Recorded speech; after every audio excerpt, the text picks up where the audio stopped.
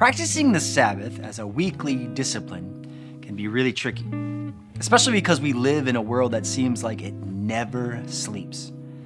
It never has an off button, and there are moments in which we feel like we have to continue to keep on going, that we can never take a break. In fact, our society tells us that it's kind of a badge of an honor to work so hard that you never really take time off or a day off.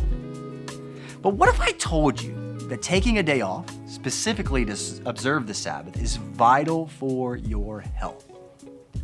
In Generation Z, levels of stress, anxiety, and depression are through the roof. According to the APA, in one recent study, 39% of Americans reported being more anxious than they were a year ago. I truly believe that not having a day off can affect your feelings, can affect the levels of anxiety and stress. Now, please let me say that not all of it does.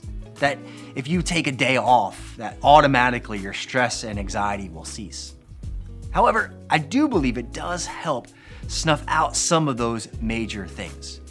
Authors Carol Powell, Jake Mulder, and Brad Griffin, sociologists from the Fuller Institute, state approximately 20% of teenagers confess that they worry a great deal about current and future life events, but only 8% of the parents of those same teenagers report that their child is experiencing a great deal of stress. Parents often do not realize the consistent and constant heat felt by adolescents, increasing pressure for them to figure out who they are and what is most important to them. After adolescence, emerging adults race from the proverbial stress-filled pot into a stress-fueled fire. Fewer college students are reporting, quote, above average, end quote, health, since these questions were first asked in 1985. Tim Elmore and Andrew McPeak, authors and sociologists, also concur this data.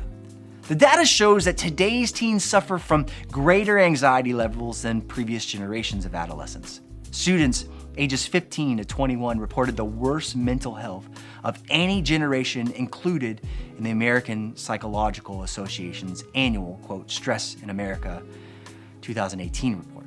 The data is based on nearly 3,500 interviews with people ages 18 and older, plus 300 interviews with teenagers 15 to 17. It appears that stress is mostly to blame, with 91% of Generation Z respondents saying they felt physically or emotionally drained, experiencing such things as depression, anxiety, which are associated with stress. As we entered the 21st century, the APA stated the average child today experiences the same level of anxiety as a psychiatric patient did in the 1950s. Historically, Sabbath played an active role in the lives of Americans until the 1960s, and in some places as recently as the 1990s. Blue laws forced businesses to close on the Sabbath, a government-mandated speed limit on the pace of American life. Places stayed closed on Sundays until noon, and some places stayed closed all day long. Ever been so excited to get to Chick-fil-A? You get in your car, you drive up, you get to the window where you're gonna order, and only to realize that no one's there, that all along it's closed because it's Sunday. This is the way American life was for a long time. Sabbath played a vital role in the fabric of American life, and I truly believe it is one of a litany of reasons why we are seeing stress and anxiety rise. One of the leading writers on the Sabbath and leadership is Ruth Haley Barton. In her book, Strengthening the Soul of Your Leadership, she states, Sabbath keeping is the linchpin of a life lived in sync with the rhythms that God Himself built into our world. And yet, it is the discipline that seems hardest for us to live. Sabbath keeping honors the body's need for rest, the spirit's need for replenishment, and the soul's need to delight itself in God for God's own sake. It begins with the willingness to acknowledge the limits of our humanness and then to take steps to live more graciously within the order of things. Did you hear that? Sabbath keeping honors the body's need for rest, the spirit's need for replenishment, and the soul's need to delight in God for God's own sake. Okay, cool. But how do we practice that? As I said about prayer a few videos ago, we start small. The first thing you do is pick a day. For me, my Sabbath starts on Saturday.